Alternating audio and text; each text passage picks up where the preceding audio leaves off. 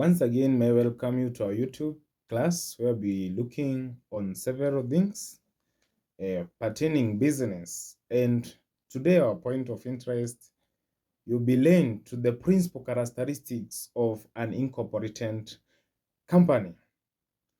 Before we proceed, I may like us to know what do we mean by having a company incorporated. We say that for any company to start, it should be incorporated. What does this mean? This means that company should be allowed, officially allowed to trade by the registrar of companies. Today, I want us to look onto the 8 main principal characteristics of the incorporated company. To start with, may I say that the first among the 8 principles is the registration. This is where we say that a company comes into existence only after registration under the Companies Act. You have to understand that there is the act that governs a company. And for a company to be recognized as existing, it should be registered. So, for our case, we have registration as the first principle. The second principle is the voluntary association. This is where we say that a company is an association of many persons on voluntary basis. What do we mean by voluntary basis? We say that a company can be joined by any person, but voluntarily. That is why we say we have the voluntary association. I think that point is at home. The third principle is the legal personality. We say that a company is regarded by law as a single person. That is, it has legal personality. In the eyes of the law, a company is like just you. It's like a legal person. So it have its right. So that becomes the third principle governing the companies.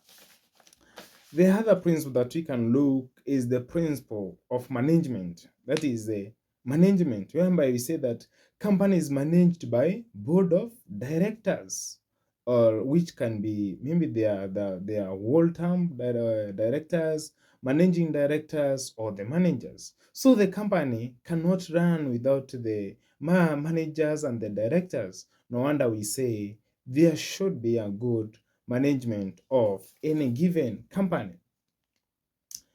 The other thing about about company, we have a permanent existence. This means that company should be there permanently. Company should start to continue. I think there is a principle in accounting, that is the principle of ongoing concern, whereby when you start any business, it should be ongoing concern. It should have a life for a sure future. It should have a aim to continue, so that maybe the shareholders and the other people who depend on that company can have trust on that company. So the company should have what we call permanent existence. That's principle number 5. Principle number 6 is what we call common seal. Remember, a company is it's like it cannot sign its document by its own. So it have to have a valid common seal accepted.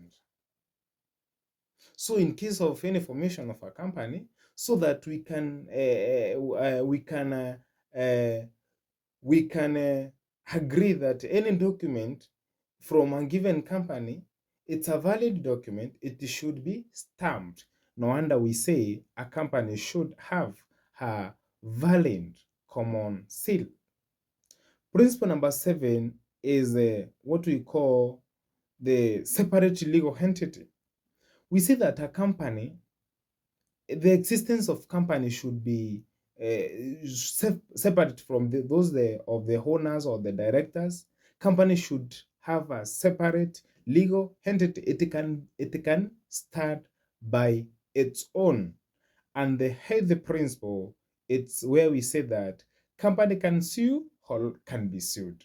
Now, having a company as a legal person, it means that it can be taken to court and it can also take someone to court. Thank you for following. Thank you for watching. And I expect you to subscribe, comment, and share whatever we are learning. And I think it will be helpful. And any other time we have some online classes, you'll be able to follow. Thank you very much.